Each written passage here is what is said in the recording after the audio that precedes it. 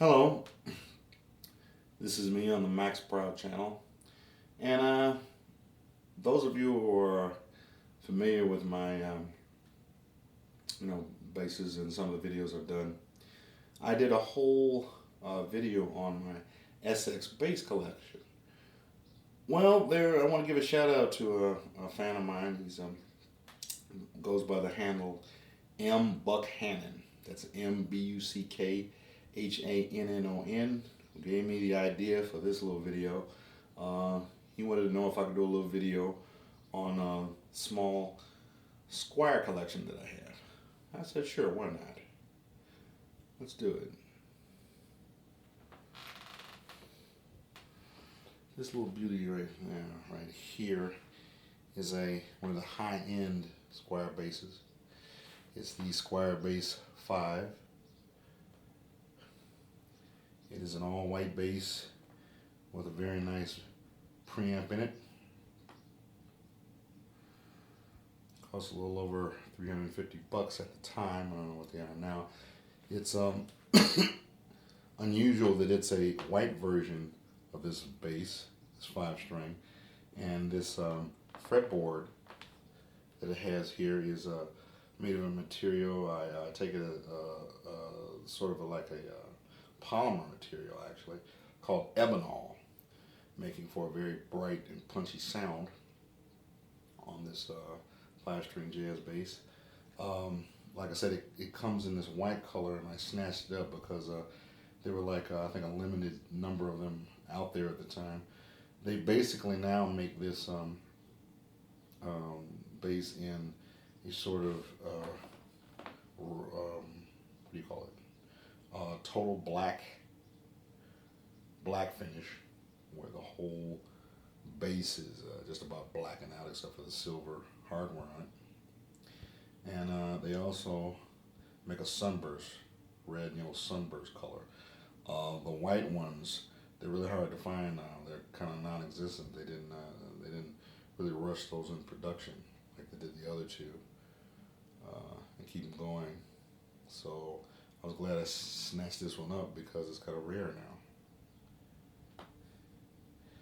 And next to the 5-string Squier is the newest line in the Squier Fender Company. This is the modern Jaguar modified bass, Squier bass. Looks like the Jaguar style of bass, and it only costs a mere little over $200. And it's got a P and J pickup configuration on it. Both the top part of it is the P bass pickup configuration, and it's got a bottom jazz pickup at the bottom. And you can see it has instead of 3, it has 4 pan pot knobs here. That's because it has a small preamp in it. And like I said, it's only a little over $200, and it's kicking, man. This thing kicks. Very lightweight. Like somebody said on YouTube one time, another person that was reviewing this model. I mean, these are one of the type of basses where you buy as a second-hand bass, and you end up using it as, using it as your first bass on stage. Yeah, that's the Squier Jaguar Special, they call it. Special because it has the by E2 pickup conversions on the bass. Very nice bass, very lightweight, very cool. And here's my third Squier over here. I really love this one. I really love this one. The Jaguar. I love the Jaguar too. Well, I love all of them, but I really love this one. This is my favorite of my 4-strings. And I have even more expensive 4-strings than this. But this is the Squier jazz bass. It's called the Modified 77 jazz bass. It is a maple fretboard, as you can see, to compare to this rosewood fretboard and this ebonol fretboard. 3 different fretboards. And it's got the crystal block inlays that I really like. And This one is the first one to show you that was originally a passive bass. Then I went ahead and put a little preamp in it, and it's got those special Duncan pickups that they're using with a lot of these Squier bass. They're called Duncan Design pickups. And oh man, I put the preamp in it, and boy does this kick. This kicks booty. Really funky, really light.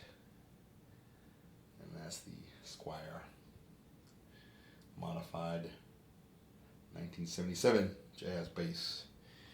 And next to here is another bass. This is a fretless. Yeah, this is the modified fretless that they kind of made looking after the Jackal bass, Jackal Pastorius bass. And if you recognize it, and I don't know if you recognize it or not. Okay, now originally, you know, I love tweaking my basses. Originally, it did not have that pickguard on there. I added that. It was clean like that. You know, like I said, it resembled the Jackal type of Fender bass, the way he had it. Jackal Pastorius, the late great Jackal Pastorius, and it also had the fret markers on the the fretboard, but it didn't have the dots, not the fret marker dots on there. I added those later on. I thought it would be cool, make it look a little different. I don't like my basses looking like other people's. I like to make it some kind of differentiation, some kind of different distinction. I want to make them say Earl Davis and not, you know, like everybody else's, you know. That's one thing I noticed about the Marcus Miller edition of the Fender bass they have out, you know. I'm not got nothing against it. It's a nice bass. It's great, you know. But, you know, I'd probably, if I'd got one, I probably wouldn't do something to it to make it a little different than everybody else. Because I see them on the internet and everybody has the same bass, man. It just looks so one-dimensional. So, but that's just me. I like to trick out my basses. And here is the lesser of all the Squier basses, additions that come out. This is from the Infinity line. And this is a 5-string, just regular jazz Squier bass with a rosewood fretboard. And I tweaked it up a little bit. I put a little preamp in it. It sings like a bird, and it's real nice. You know, very inexpensive. You don't have to do a lot to some of these basses to make them come off real clean.